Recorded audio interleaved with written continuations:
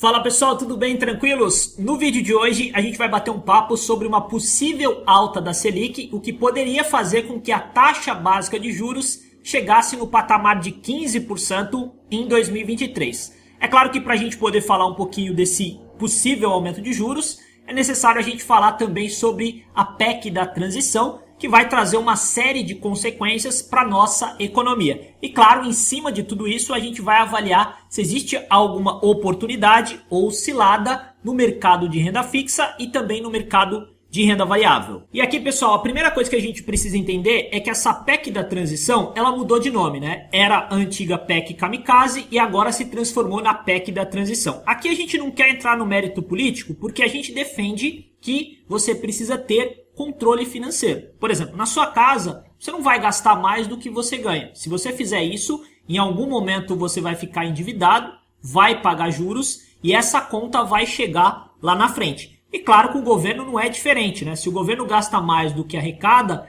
ele aumenta a sua dívida e, como consequência, as gerações futuras vão pagar lá na frente. E não é isso que a gente quer para os nossos filhos, nem para os nossos netos. E aqui o problema maior não é nem furar o teto de gastos ou aumentar o prejuízo do governo, mas sim o que preocupa é não explicar como que vai ser pago essa conta.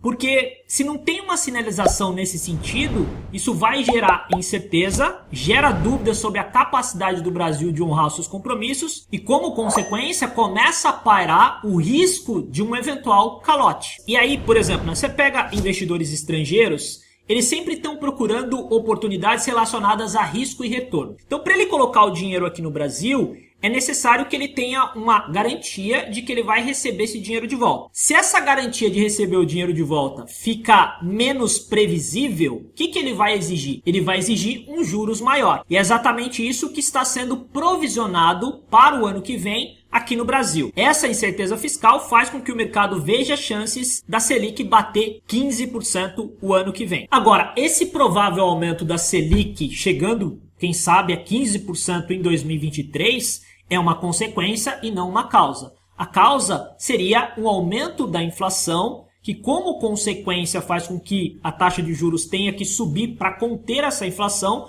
e a gente sabe que a inflação diminui o poder de compra das pessoas e gera uma série de consequências para a nossa economia. Uma dessas consequências a gente pode visualizar através de um indicador conhecido como CDS. Basicamente, esse indicador reflete a possibilidade que um país tem de não honrar os seus compromissos, ou seja, dar um calote. Só para a gente ter um efeito de comparativo aqui, eu peguei esse indicador dos Estados Unidos e ele está girando em torno de 30,24. Quanto maior esse número, maior é a probabilidade daquele país dar o calote, não honrar os seus compromissos. Só para a gente poder entender, o México está em 138 e a Argentina, enfrentando uma forte crise econômica, que todos nós sabemos, tem esse indicador cotado a 1030. Olha só o Brasil, 256. Dá uma olhada aqui, lá em 2020, antes de todo o problema que a gente viveu naquele ano. Esse indicador estava em 92. Depois de toda aquela crise, durante o período da crise, bateu 320. Esse número hoje, ele representa um risco de praticamente 4,5% de chance do país não honrar seus compromissos. É pequeno, né? 4,5%, mas se comparado, por exemplo, aos Estados Unidos, já é um risco bem maior. A gente viu que o CDS dos Estados Unidos está na faixa de 30, ou seja, um risco muito próximo de zero. O Brasil tem um risco de calote nesse momento em torno de 4,5%, o que para os olhos de investidores estrangeiros já é um risco especulativo. Vamos imaginar que você é um investidor estrangeiro e você está olhando esse mapa aqui de forma global. Você tem um capital para investir e aqui você vai tentar identificar a relação de risco e retorno. Nesse mapa, por essa coloração, a gente consegue ver os países que têm mais risco e os países que têm menos risco. Obviamente que os países que têm mais risco, ele tem que oferecer uma taxa de retorno maior se comparado a um país que oferece um risco menor. Por exemplo, né, se eu pegar aqui a Argentina, a gente percebe que o risco da Argentina não honrar seus compromissos é extremamente elevado. E claro, o investidor que vai colocar dinheiro ali, ele vai pleitear uma taxa de retorno compatível com o risco. Então perceba aqui que nesse caso, especificamente, os países que estão em vermelho têm uma grande chance de dar calote, ou seja, não honrar seus compromissos. A gente pega, por exemplo, aqui Argentina, Rússia, Ucrânia, né, por motivos óbvios, e a gente tem também aqui no caso a Zâmbia. Por outro lado, a gente tem outros países que são considerados investimentos especulativos, são os que estão em amarelo. Então a gente pega aqui o caso do Brasil. É um investimento hoje para o estrangeiro especulativo. E claro, por isso, ele precisa manter uma taxa de juros mais alta para que ele possa se tornar competitivo em relação aos demais países que também são investimentos especulativos. Então a gente tem vários aqui, ó. Por exemplo, o Egito, por exemplo, a Nigéria, por exemplo, o Marrocos e assim sucessivamente. E claro, você tem os países que são considerados mais seguros. A gente tem aqui Estados Unidos, tem Canadá e tem aqui, por exemplo, Noruega e tem também Suécia. Então, basicamente, é essa a interpretação que o investidor estrangeiro costuma fazer no momento em que ele vai investir em um determinado país.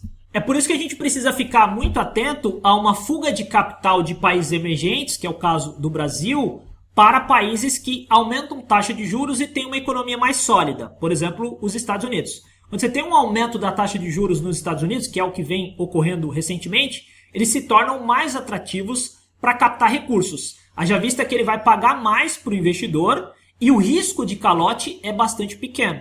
Então esse é um ponto também que a gente deve ficar de olho. E aí, nesse caso, a gente pega títulos de renda fixa, por exemplo, levando como referência os títulos do Tesouro, que em tese são os mais conservadores de um país, você vê títulos pagando taxas bem elevadas, acima de 13%, um título pré-fixado. Só para a gente ter uma ideia, a média de retorno, por exemplo, do Warren Buffett gira em torno de 20% ao ano. Aqui no Brasil, você está conseguindo mais do que 13%, com baixíssimo risco, considerando ali que o governo vai ter a capacidade de honrar seus compromissos e, numa hipótese de eventualmente ocorrer uma crise sistêmica, ele teria a capacidade de imprimir papel moeda para honrar o compromisso junto a esses investidores. É claro que isso traz uma série de consequências, mas seria a única instituição que teria a capacidade de fazer isso. E quando a gente fala de título privado, de emissão bancária ou mesmo título de crédito, essa taxa aumenta de forma significativa, né? Então, no dia que eu estou gravando esse vídeo, tem CDBs pagando 16% ao ano, 16,5% ou eventualmente até mais. Então, isso vai depender ali das condições de mercado. É claro que isso pode ser considerado uma oportunidade para o investidor nesse momento, só que a gente não sabe como é que vai estar a economia daqui a um ano. Então, acaba tendo um risco embutido nisso também. Esse é um ponto importante que o investidor deve levar em consideração. E aqui, quando a gente fala de renda fixa, não tem muito segredo. O segredo é diversificar, porque a gente está vendo aqui taxas bastante elevadas, mas a gente não sabe como que vai se comportar a economia daqui a algum tempo. Pode ser que essas taxas que estão sendo praticadas hoje fiquem defasadas caso ocorra um aumento de juros. E pode ser que você nunca mais veja esse tipo de taxa caso ocorra uma redução de juros. Por isso, o mais prudente que o investidor deve fazer é trabalhar de forma diversificada. Se ele vai montar uma carteira de renda fixa, ele deve priorizar uma diversificação que contempla os 3 tipos de indexadores: inflação, CDI e pré-fixado, para que ele possa contemplar qualquer tipo de cenário de taxa de juros, que é uma variável incontrolável. A gente não sabe como vai se comportar. Até pouco tempo atrás, alguns especialistas de mercado acreditavam que os juros ia cair. E agora já mudou esse cenário, acreditando que os juros devem subir e chegar, quem sabe, no ano que vem a 15%. Já a bolsa, como a gente sabe, costuma ser inversamente correlacionada à taxa de juros. Por exemplo, eu peguei aqui os anos entre 2010 e 2017 e a gente consegue ver que a taxa de juros durante esse período foi uma taxa de juros elevada. Em contrapartida, a nossa bolsa, ela andou de lado, conforme a gente consegue ver aqui. Então, o ponto importante é o seguinte: a gente entende que você tem, eventualmente, ações depreciadas na bolsa, só que o ponto principal é entender se você vai ter paciência para esperar essas ações se valorizarem, o mercado se valorizar. Muita gente que ficou posicionada aqui de 2010 até 2016 não aguentou ficar 6 anos observando a cotação das suas ações andando de lado, o mercado andando de lado.